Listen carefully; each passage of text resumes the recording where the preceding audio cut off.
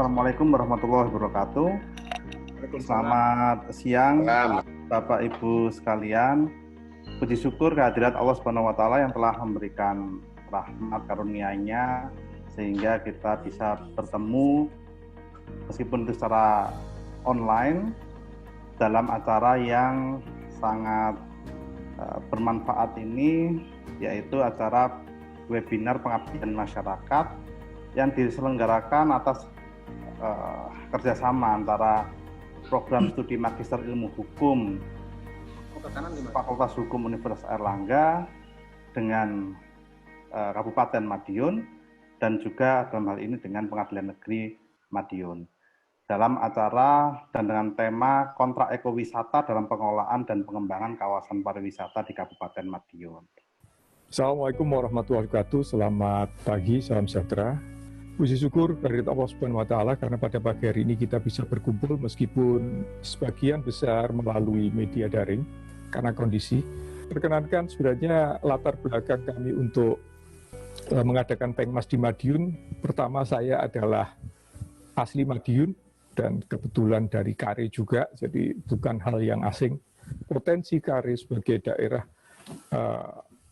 yang sebenarnya prospektif untuk dikembangkan wisatanya, selain punya wilayah yang mayoritas adalah pegunungan, juga hasil bumi maupun daerah wisatanya yang luar biasa, dan itu kalau dikembangkan dalam konsep ekowisata, jadi tidak sekedar wisata tapi ekologinya, jadi bagaimana merawat alamnya, sesuai dengan yang Pak Bupati sering sampaikan, bagaimana menjaga alam ini agar bisa menjadi rahmatan lil alamin, ya tidak sekedar berwisata, tetapi menjaga alam dengan baik, sehingga kita bisa berkontribusi menjaga alam dengan baik, dan alam akan memberikan kebaikan juga bagi kita.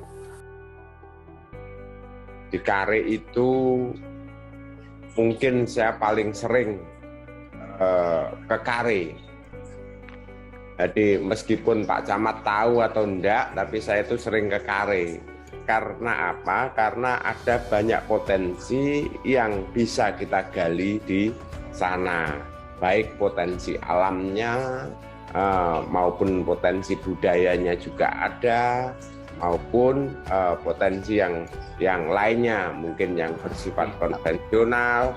Di Kecamatan Kare pun, ini saya hitung, hari ini itu ada 22 tempat wisata, jadi yang sedang dirintis, yang mana alamnya sangat mendukung untuk menjadi tempat wisata. Jadi meskipun kita ini hari ini di masa pandemik, akan tetapi karena desanya kita kuat, akhirnya kontraksi ekonomi ini tidak terlalu katakanlah membuat kita terkapar lah. Sementara di Kare dengan 22 potensi wisata yang bisa dikembangkan ini, mungkin ini akan menjadi penopang Kare. Selain ada peraturan presiden, ada 80 itu yang merupakan pembangunan difokuskan di lingkar wilayah.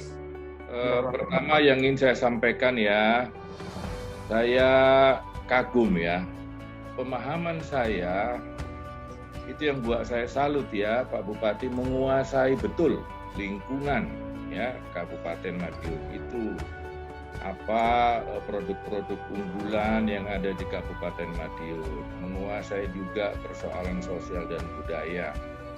Saya kagum, mudah-mudahan Pak Bupati tetap bisa memimpin, membawa Kabupaten Madiun lebih baik lagi. Bali itu lebih terkenal daripada Indonesia.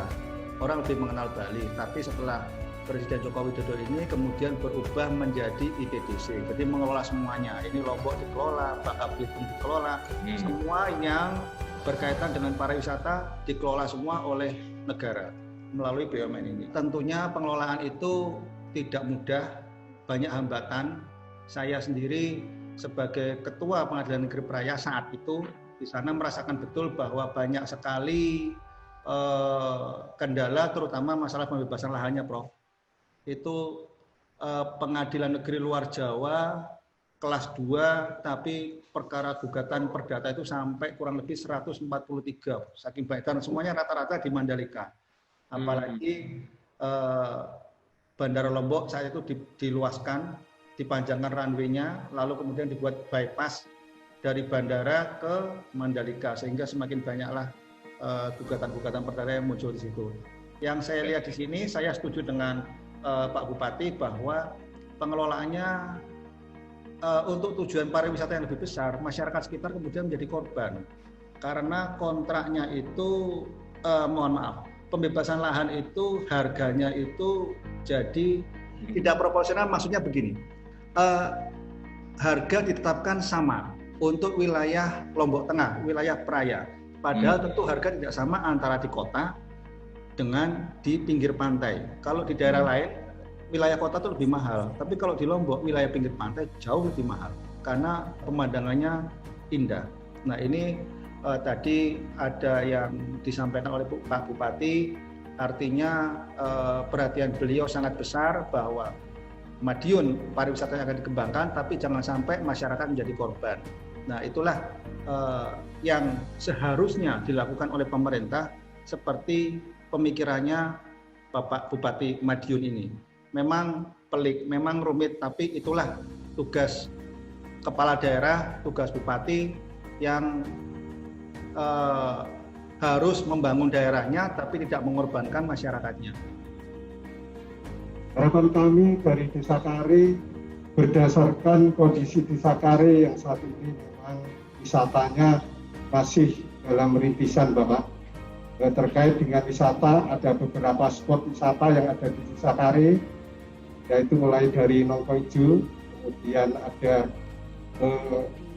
Tambak Lare, juga ada yang tadi disampaikan oleh Prof. Sukar bahwa ada yang perlu dikembangkan, yaitu terkait dengan Gunung Wilis, bisa dijadikan destinasi wisata juga. Ada beberapa kegiatan yang secara tradisi dilaksanakan setiap bulan Suro. Itu juga ada kegiatan budaya dusun-dusun yang di dalamnya dikemas juga untuk menambah destinasi wisata yang bersifat budaya. Mudah-mudahan apa yang telah kita ikuti bersama tadi bisa segera terrealisasi untuk kita segera dapat implementasikan di Kare dalam upaya bersama mendukung terwujudnya Kabupaten Madiun yang aman, mandiri, sejahtera, dan berakhlak, Prof. Tentunya apa yang semua telah sampaikan oleh Bapak Bupati Madiun tadi itu merupakan sebuah realita di lapangan, dan kita yang ada di kecamatan siap untuk membangun sinergi dengan semua elemen masyarakat dalam upaya mewujudkan Kabupaten Madiun ayo apik bareng. Nama saya Pak Sujatmiko, kami adalah perintis Tambak Lare dan kami mewakili Desa Kare. Kami mohon Tambak Lare Pak, kami dibikin master plan agar Tambak Lare betul-betul menjadi pariwisata yang terkesan dan betul-betul banyak pengunjung yang akan datang ke Tambak Lare. Kami mohon kepada Pak Bupati agar kontak-kontak orang kecil seperti saya ini agar bisa mimpi kami sih bisa jadi kenyataan, Pak. Terima kasih. Saya selaku moderator ada 3 hal sebagai penutup, Pak Bupati dan Bapak Ibu sekalian, para narasumber. Yang pertama adalah tentunya sungguhnya sinergi antara ABG ini, Pak Bupati, akademik, bisnis, dan government ini ternyata sudah menjadi program yang pionir untuk membuktikan bahwa adanya terobosan-terobosan. Nah, yang kedua juga tadi menyampaikan closing statement dari Prof. Sogar maupun Pak Teguh, yaitu bingkai hukum kontrak yang dibuat secara proporsional tentunya akan mendukung partisipasi masyarakat dengan mengedepankan pada pelestarian dan budaya lokal tentunya. Dan yang ketiga adalah saya teringat tadi sudah disinggung oleh Pak Bupati mengenai green investment yang tentunya bersama dengan UMKM untuk memfasilitasi hilirisasi produk. Saya juga teringat slogan di Madiun itu gerakan makan coklat tiap hari misalnya. Nah itu yang kemudian membumikan program-program Pak Bupati, dan tentunya kami Fakultas Hukum Universitas Airlangga khususnya adalah program Hukum sangat berterima kasih dan mengapresiasi difasilitasi oleh Pak Bupati bersama jajarannya. Tentunya juga kami berterima kasih kepada Pengadilan Negeri Kabupaten Madiun, dalam hal ini adalah didukung penuh oleh Pak Teguh selaku KPN, para narasumber Prof. Sogdar dan Pak Teguh sendiri. Tentunya juga apresiasi yang setinggi-tingginya kepada sampai dengan Pak Camat maupun Pak Kepala Desa yang sudah mensupport penuh program pengabdian masyarakat. Tadi yang sudah disampaikan oleh Prof. Yuda mengulang kembali bahwa sesungguhnya program-program pengabdian masyarakat ini tentunya merupakan awal sinergitas antara pemerintah, akademik, sampai dengan ke pelosok desa.